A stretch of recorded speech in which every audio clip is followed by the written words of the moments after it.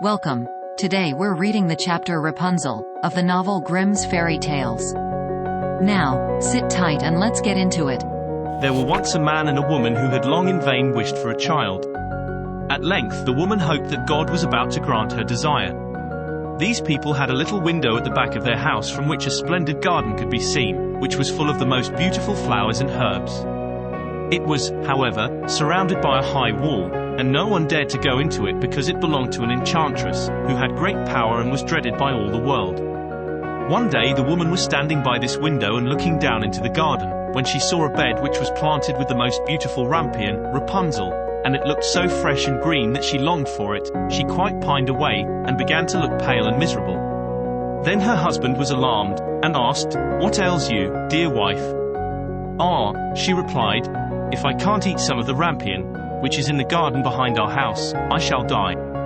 The man, who loved her, thought, "Sooner than let your wife die, bring her some of the rampion yourself. Let it cost what it will." At twilight, he clambered down over the wall into the garden of the enchantress, hastily clutched a handful of rampion, and took it to his wife. She at once made herself a salad of it, and ate it greedily. It tasted so good to her, so very good, that the next day she longed for it 3 times as much as before. If he was to have any rest, her husband must once more descend into the garden. In the gloom of evening, therefore, he let himself down again, but when he had clambered down the wall he was terribly afraid, for he saw the enchantress standing before him. "How can you dare," said she with angry look, "descend into my garden and steal my rampion like a thief? You shall suffer for it." "Ah," answered he, "let mercy take the place of justice. I only made up my mind to do it out of necessity. My wife saw your rampion from the window, and felt such a longing for it that she would have died if she had not got some to eat." Then the enchantress allowed her anger to be softened, and said to him, "If the case be as you say, I will allow you to take away with you as much rampion as you will. Only I make one condition. You must give me the child which your wife will bring into the world. It shall be well treated, and I will care for it like a mother."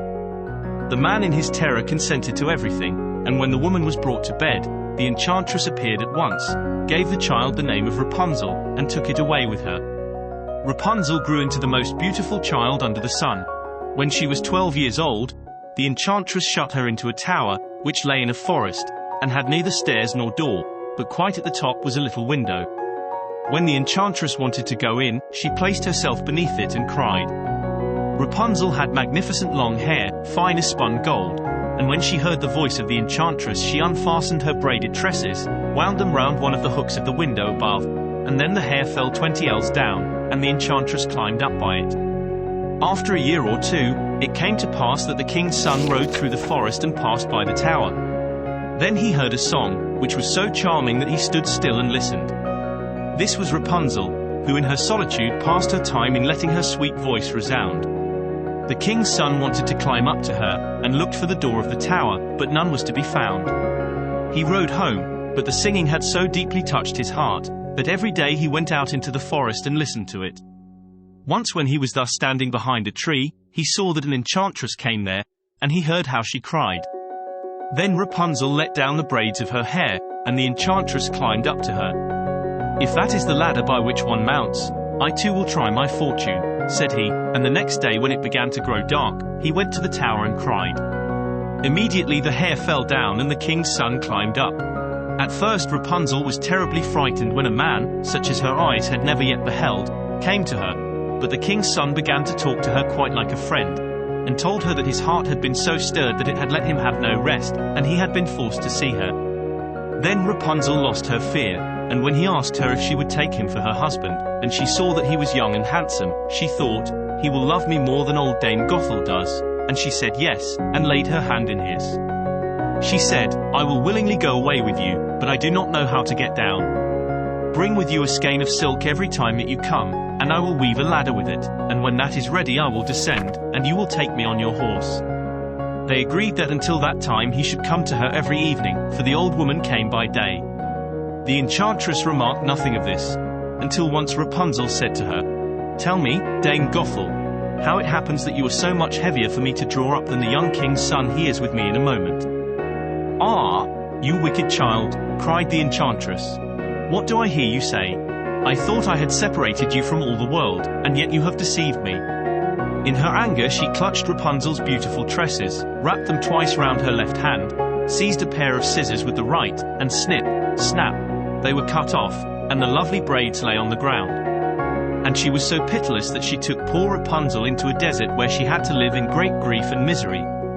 On the same day that she cast out Rapunzel, however, the enchantress fastened the braids of hair, which she had cut off, to the hook of the window, and when the king's son came and cried, she let the hair down. The king's son ascended, but instead of finding his dearest Rapunzel, he found the enchantress, who gazed at him with wicked and venomous looks. "Aha!" she cried mockingly, "you would fetch your dearest, but the beautiful bird sits no longer singing in the nest. The cat has got it, and will scratch out your eyes as well. Rapunzel is lost to you, you will never see her again." The king's son was beside himself with pain, and in his despair he leapt down from the tower. He escaped with his life, but the thorns into which he fell pierced his eyes. Then he wandered quite blind about the forest, ate nothing but roots and berries, and did naught but lament and weep over the loss of his dearest wife. Thus he roamed about in misery for some years, and at length came to the desert where Rapunzel, with the twins to which she had given birth, a boy and a girl, lived in wretchedness.